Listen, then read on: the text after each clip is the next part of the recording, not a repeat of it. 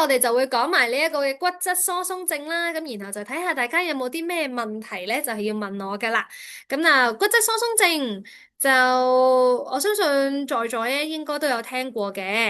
咁喺呢一個嘅骨質疏鬆症嚟講嘅話咧，好重要啦。大家需要認清楚嘅一樣嘢咧，就係骨質疏鬆症咧，我哋稱佢為一個慢性嘅骨骼新陳代謝嘅病症，佢係同新陳代謝連結住啦。咁我哋去到年紀大咗之後咧，每一個人都無可避免咧，係會有呢個骨質密度嘅下降噶啦。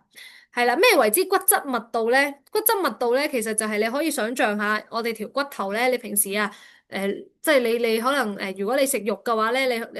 攆嗰啲雞骨啊咁樣咧，或者豬骨啊嗰啲，你都會見到啦。骨頭入邊咧，其實係有好多窿窿嘅，係啦。咁呢啲窿窿咧越密咧，就即係代表你個骨質密度越高。而呢啲窿窿越密，骨質密度越高咧，你啲骨就會越硬，就冇咁容易去骨折啦。咁相反咧，當你個骨質密度開始下降，有骨質流失嘅情況咧，佢流失晒嗰啲窿窿咧，咪好似咪會越變越大，越變越大咁樣咯。咁去到一個位咧，就有機會有骨質疏鬆啦。骨質疏鬆即係嗰啲窿變到好鬆、好大個、好疏啦。咁喺呢一個情況之下咧，你嗰啲骨頭咧就卜卜脆啦，就真係可能咧跌一跌。你後生嗰陣冇咩事啊，覺得跌一跌爬翻起身就 OK。年紀大咗跌一跌咧，就真係如果加上你有骨質疏鬆嘅情況嘅話咧，就有機會導致到骨折或者骨裂啦。咁就會好嚴重咁樣影響到你嘅行動能力啦。咁後生可能3個月就恢復到，年紀大咗可能要半年甚至更耐先至恢復到。又甚至咧就真係嚴重啲嘅情況咧，係會就算你個骨頭咧恢復咗之後咧，你嗰個行動能力咧都已經會大不如前噶啦。咁所以骨質疏鬆咧，佢係會導致到嘅後果咧，或者係嗰個整體嘅醫療負擔咧，其實係可以好大嘅。係啦，咁我哋咧就睇翻呢一幅圖先。你見到呢一幅圖咧，年齡上嚟講嘅話咧，咁我哋咧一開始啊嚇發育時期啊嘛，梗係個個都升噶啦，係咪先？咁跟住去到咧大概30歲左右啦，30至40歲啦，其實咧就達到咗呢個骨質密度嘅頂峰啦。去到最高峰噶啦，30至40歲左右，跟住之後咧，大概45歲打後咧，就會慢慢開始下降啦。咁尤其是係女士，見到以呢個大概55歲左右咧，突然之間急降喎。點解會咁降得咁快咧？其實就係因為更年期嘅時候荷爾蒙嘅轉變而導致到咧呢一個嘅我哋嘅骨質密度咧係會有一個急劇嘅下降啦，係啦，咁呢一度咧其實亦都係最容易咧就係開始出現有骨質疏鬆嘅情況，或者骨質疏鬆嘅風險咧就相對增加咗好多嘅一個時期啦。咁而相反咧，紅色線係女士啦，男士咧你見到因為冇即係唔會有更年期嘅嗰個急劇嘅一個荷爾蒙嘅轉變咧，咁所以男士咧相對上嚟講個下降咧係會比較平穩，係會慢慢開始下降嘅。咁所以咧，女士上嚟講嘅話咧，女士患有骨質疏鬆症嘅風險咧，比起男士咧係會高嘅，係啦。咁呢一個就大家要清楚呢一個情況先。好啦，咁而咧。答翻啱啱開始，一開始嗰陣我都有講啦。咦，究竟我隻腳又好痛喎，膝頭哥又痛，腰又痛，有時候咧會有啲腳痹啊咁樣，咁啊係咪骨質疏鬆症咧？其實咧，如果我哋講緊話關節痛嘅話咧，不論你係腰痛或者係膝頭哥痛咧，都係唔同，即係同呢個骨質疏鬆症係無關嘅。咁當然啦，關節痛有好多嘅原因啦，有可能會係一啲退化性關節炎啦，有可能會係類風濕啦。等等嘅原因啦，咁實際係咩因素決定咗咧？就會係要交由醫生去再做進一步嘅診症啦。咁但係咧，大家咧可以記住咧，骨質疏鬆症咧，我哋叫佢做一個隱形嘅病症啊。佢其實咧理論上係冇任何明顯嘅病徵嘅。係啦，如果你通常你覺得痛嘅話咧，即係你覺得嗰條骨痛唔係關節位啊，真係條骨嗰個位置痛嘅話咧，就有機會咧係因為你裂咗或者骨折先至會導致到痛嘅啫。如果唔係咧，正常嚟講骨質疏鬆症咧係唔會有感覺嘅。係啦，而我哋點樣先知道自己有冇骨質疏鬆症咧？就係要透過檢驗骨質密度先至會知道嘅。咁你見到咧下面嗰幅圖咧，有個人瞓咗喺度咧，咁呢一個咧其實就係我哋叫做DEXA。咁就係一個去用 X 光去測試究竟你有冇骨質疏鬆嘅啊、一個檢驗啦。咁其實就通常醫院啦或者化驗所咧，都係要用呢一個方法咧去判斷你有冇骨質疏鬆嘅情況嘅。咁除咗呢個方法之外咧，其實市面上都有好多唔同嘅身體檢查嘅方法，包括咗咧係照超聲波。照超聲波照你嘅手腕位置或者腳腕位置，去測試你有冇骨質疏鬆症嘅風險啦。咁呢一個咧，其實就係一個社區篩查嘅工具嚟嘅啫，就唔能夠咧去取代咗 X 光嘅。係啦，咁就純粹係咧，大家當係一個篩查嘅角度咁解嘅啫。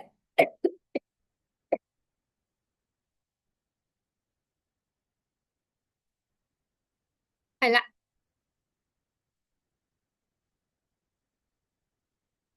好。咁啊，骨質疏鬆症會有啲咩嘅影響導致到咧？頭先講過啦，冇病徵啊嘛。冇感覺噶嘛，咁但係咧就係、如果你跌一跌，真係嘅輕微嘅碰撞嘅啫，你後生覺得冇嘢嘅，佢都真係可能會導致到骨折噶啦。而最常見有骨折嘅位置咧，就係、你嘅股骨啦、脊椎啦、前臂骨同埋手腕嘅，係啦。咁我曾經咧係真係見過有一啲嘅 case 咧，係真係可能咧係手腕嘅位置咧。骨折咗咧，即係兩隻手嘅手腕咧，因為佢撲一撲跌低嘅時候，攞兩隻手去撐啦，一撐咧就導致到兩隻手腕都有骨折嘅情況啦。咁就好多時候咧係你冇諗過，原來會咁容易就骨折啦。原來而咁容易骨折嘅原因咧，有可能就係因為你默默地咧身體係出現咗呢一個嘅骨質疏鬆嘅情況，而你都唔知道啦。咁啊，仲有一個嘅情況咧，就係嗰條脊椎骨咧，會因為呢一個骨質嘅流失咧，會慢慢去越變越攣，越變越攣啦。因為佢會向前咧，就係去倒塌咗啦。咁就令到個背脊咧拱起，即係會拱起一嚿咁樣咧，而造成咗背脊會有腰痛嘅情況出現啦。咁呢一個咧，亦都有機會咧係骨質疏鬆咧所導致到嘅一個影響嚟嘅。好啦，重點營養素啦，大家記住兩樣嘢嘅啫。第一個就係鈣質，第二個就係維他命 D。咁啊，呢一幅圖咧都好重要嘅，你哋抄一抄低自己嘅需要啦。一般成年人嚟講嘅話咧，包括咗我啦，咁我每日嘅鈣質需求咧就大概係1000毫克左右啦。咁如果係50歲或以上嘅成年人咧，咁就大概係1000至到1200毫克。咁係咪鈣質呢家嘢越多就越好咧？唔係嘅，因為望一望紫色嗰個圓圈啊，入邊寫住啊吓。鈣質咧，你過多嘅話咧，其實係會由尿液去排出嘅。咁而你可以想象到咧，鈣質係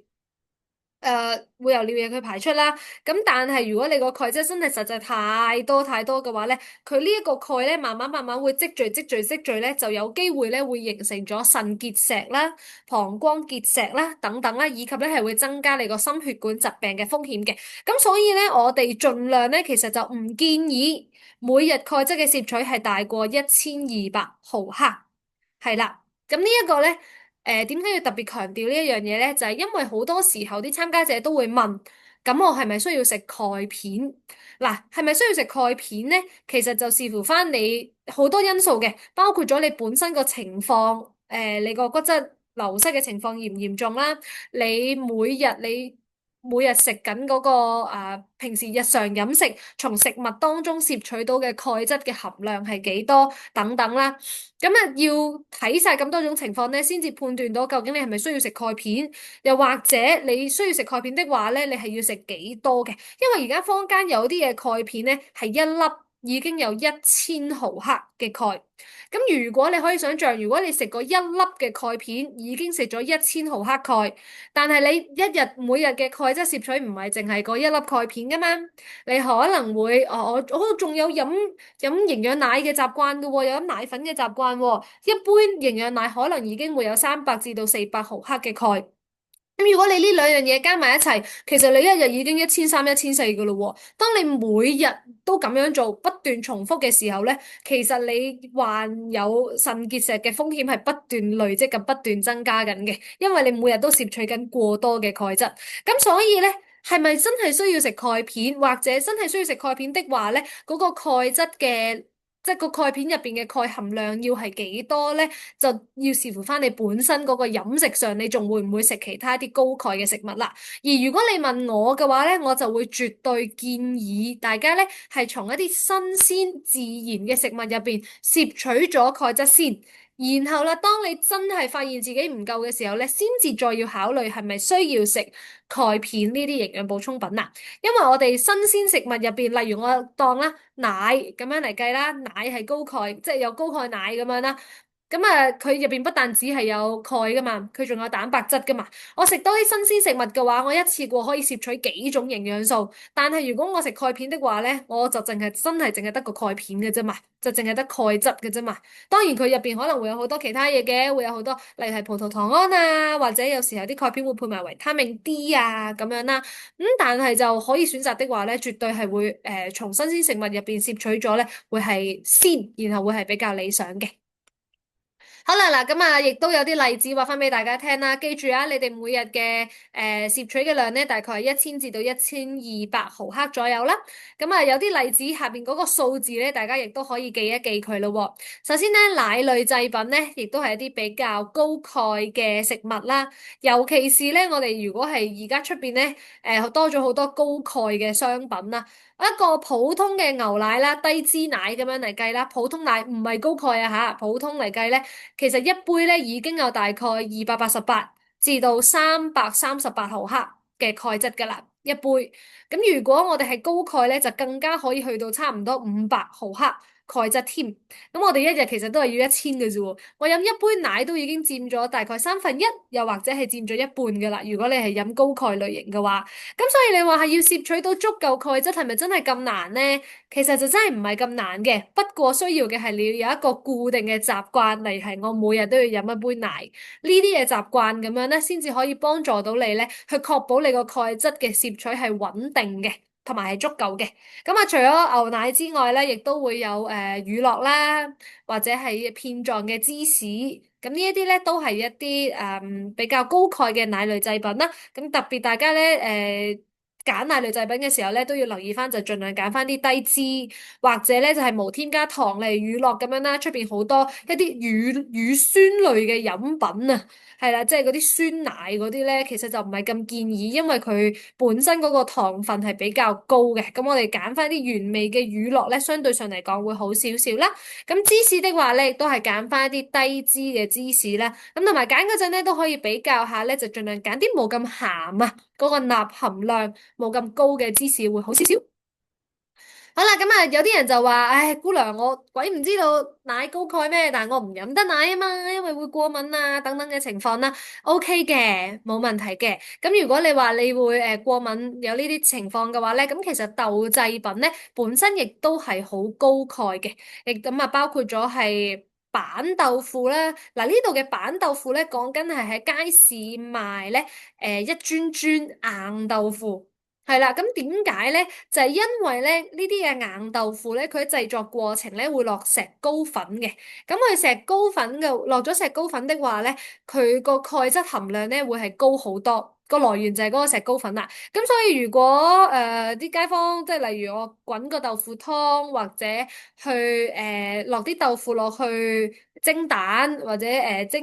鯪魚肉，即係老少平安咁樣嚟計嘅話咧，我都會建議咧就係揀翻硬豆腐咧，相對上嚟講個鈣質含量就會高啲啦。咁啊，仲有豆乾啦、豆腐乾都係啲好高鈣嘅食物啦。嗱，豆奶嘅話咧，大家要留意啦，豆奶係高蛋白質嘅，係一件好好嘅事情嚟嘅。但係咧，如果講到鈣質的話咧，如果佢唔係加鈣豆奶，普通豆奶即係咩咧？我去粥鋪飲一杯佢自己新鮮榨嘅豆漿，又或者係有時候好多街坊屋企咧自己都有嗰啲磨豆漿嗰啲豆漿機啊，係啦。如果你自己喺屋企整嘅話咧，咁你隔咗渣咁飲佢嗰啲豆漿咧，喺呢一個情況之下咧，其實佢個鈣質嘅含量咧，相對上嚟講係好低嘅，一杯都係得十幾毫克嘅啫。係啦，咁相反咧，你見到咧加鈣嘅豆奶咧就唔係咁講法啦。加鈣嘅豆奶一杯咧都有大概220至到400毫克，咁啊視乎佢邊個牌子啦，即係視乎個製造商落幾多鈣落去，咁而決定咗究竟佢個鈣含量會係有幾高啦。咁點解加鈣同唔加鈣嘅豆製品會係爭，即係個豆奶嗰個鈣質量會係爭咁多咧？其實就係源自於咧，好多時候咧嗰啲鈣質咧，如果佢係冇加鈣，即係你就咁自己屋企整嘅話咧，嗰啲鈣質咧大部分情況都係留晒喺啲豆渣入邊。咁而相反呢一個嘅豆漿入邊咧，個鈣質咧其實就低好多嘅，係啦。咁所以咧就會建議咧，如果係出去出邊自己買嘅話咧，咁就買翻一啲高鈣嘅豆奶就會好啲，例如係蓋斯寶咁樣啦，即係唔係幫佢賣廣告啊吓，咁只不過佢係一個相對上嚟講價錢比較實惠啦，鈣質同埋蛋白質亦都係高嘅一個好好嘅豆類嘅產品啦。咁當然除咗蓋斯寶之外咧，亦都有好多唔同嘅牌子咧，有好多有啲日本牌子啊，或者有啲黑豆漿啊咁樣咧，而家都有加鈣嘅選擇噶啦。咁啊，盡量建議大家咧就揀翻一啲高鈣嘅豆奶，咁相對上嚟講咧，對你補充鈣質嘅幫助就會再大啲。係啦，咁啊，仲有係一啲毛豆、枝豆啦，即係一碗嚟計嘅話咧，都有200幾毫克嘅。啊，咪鷹嘴豆咧，都係相對上嚟講咧，係個鈣質含量比較高嘅一啲豆類啦。係深綠色蔬菜都係嘅，仲記唔記得頭先都有講過，有另外一樣營養素都係喺深綠色蔬菜入邊有好豐富嘅咧，就係呢一個嘅鐵質啦。係啦，咁所以深綠色蔬菜咧，其實係蘊含好豐富營養素嘅一個蔬菜嚟嘅。盡量建議大家食菜嘅話，揀翻深綠色嘅菜。咁啊，香港人最中意食嘅菜心啦、芥蘭、白菜仔呢啲咧，其實全部都係一啲即係高維他命啦、高鐵質啦、高鈣質嘅蔬菜嚟嘅，咁啊有啲非常之好嘅選擇啦。係啦，咁啊雖然咧呢一個嘅即係大家成日都聽咧菠菜，亦都係話佢好高鈣質啦，係嘅。咁不過咧菠菜入邊同時亦都有一樣嘢叫做草酸，而草酸咧係會影響翻個鈣質嘅吸收嘅。咁所以咧雖然菠菜係好嘅。即係對於即係佢入邊個鈣質含量係高嘅，咁但係咧就唔好一味下下淨係食菠菜啦，因為菠菜雖然佢本身高鈣，但係個鈣嘅吸收率咧其實相對係低嘅。食下其他嘅蔬菜，例如係芥蘭、菜心、油麥菜呢啲咧，反而會更加好添。係啦，咁啊，最後咧就係會有一啲，咦，大家可能冇諗到嘅海產類啦。呢一度嘅海產類咧，我唔係講三文魚，唔係吞拿魚，唔係嗰啲，而係一啲咧，你會連殼食或者會連骨食嘅海產，即係咩咧？我唔係叫你去食嗰啲鯪魚嗰啲，即係你冇理由買嚿鯪魚翻嚟蒸，然後你食埋佢棚骨噶嘛，冇可能噶嘛，食唔到噶嘛，係咪先？即係會啃骨噶嘛。咁我講緊嘅咧，其實就係一啲軟骨類嘅，或者係一啲魚乾仔，係嗰啲骨咧係一係你係軟到咧根本唔需要掄骨啦，唔需要掄出嚟，你可以食埋佢啦。例如係罐裝嘅連骨沙甸魚，又或者咧係啲魚乾仔咁樣白飯魚啊，或者呢啲丁香魚乾，你冇可能會掄骨噶嘛，係咪先？你一定係成條食噶嘛。咁呢啲嘅魚乾仔咧，當你成條食嘅時候咧，你會食埋佢嗰啲骨頭入去咧，就會吸收咗佢骨頭入邊嘅鈣質啦。咁所以呢一啲咧都係一啲比較高鈣嘅食物嚟嘅。係咁啊，除此之外咧，仲有啲連殼食嘅，例如係蝦米仔咁樣啦、櫻花蝦啦、蝦皮啦，呢啲都係相對個鈣質會比較高少少嘅。好啦，咁啊，考下大家啦，以形補形有冇用咧？我煲啲魚湯或者我煲啲骨湯，煲完出嚟嗰啲湯係奶白色嘅，係咪就係代表，咦，我補鈣補得好足啦，我日日飲呢啲湯好好啦，咁樣咧？嗱，咁咧，現實咧其實就係唔係嘅，因為咧好多時候呢啲嘅骨湯、魚湯。煲咗出嚟之後咧，你見到啲湯點解會變咗奶白色咧？就係因為入邊嘅蛋白質再加脂肪，而導致到個湯變咗奶白色，奶白色好似好靚咁樣，飲落去好香濃啦。但係鈣質咧，其實係唔會簡單地透過你煲佢咧就可以煲到出嚟嘅。咁鈣質咧係必須要咧係真係要食落去個胃入邊咧，透過胃酸去分解咗佢啦，或者透過其他嘅消化液去分解咗佢，然後消化咗出嚟咧，再入去我哋嘅血液入邊吸收嘅，咁就唔會係透過熱力可以令到佢釋放咗出嚟。咁所以咧，所謂嘅以形補形啦，煲下骨湯咧，其實反而對於鈣質嘅攝取咧係冇幫助嘅。反而咧就係佢嗰個脂肪含量比較高咧，飲得太多咧會增加咗你身體入邊嘅脂肪，同埋有心血管疾病嘅風險，就真係唔係咁建議啦。咁啊，亦都翻翻去我頭先所講嘅，要煲湯的話咧，我哋盡量煲下啲，例如係豬展湯或者煲下啲齋湯，咁就會再理想少少啦。好啦，咁啊，果仁、種子、水果類型咧，都係一啲高鈣嘅食物啦，例如係杏仁啦、黑芝麻啦、白芝麻都係嘅，無花果乾啦，咁呢啲都係一啲嘅幾好嘅補充鈣質嘅選擇嚟嘅。好啦，咁啊，除咗鈣質之外咧，嗱，第一步咧就係我哋如果想自己嗰個骨質密度咧唔好流失得咁快嘅話咧，第一步就要確保個鈣質嘅攝取係足夠啦，係咪？咁啊，鈣質攝取足夠入到去我哋身體入邊咧，唔代表佢可以100%吸收晒入去啲血道嘅。點樣可以增加個鈣質嘅吸收率咧？就係要透過維他命 D 嘅幫手啦。維他命 D 咧就好似好朋友咁樣，佢入到去我哋嘅身體入邊咧，佢會捉住個鈣質，話好啦，我哋一齊入去啦，去嗰啲血道啦。咁其實呢一個過程咧係幫助到個鈣質嘅吸收嘅。咁點樣有維他命 D 咧？嗱，食物入邊的而且確係有維他命 D 嘅。咁啊，例如係有呢一個嘅三文魚啦、蛋黃啦，都係有好高維他命 D 嘅食物嚟嘅，豬潤都係嘅。但係喺香港地的話咧，其實我哋唔係好需要飲食上去補充維他命 D 嘅，最主要咧就係因為我哋嘅皮膚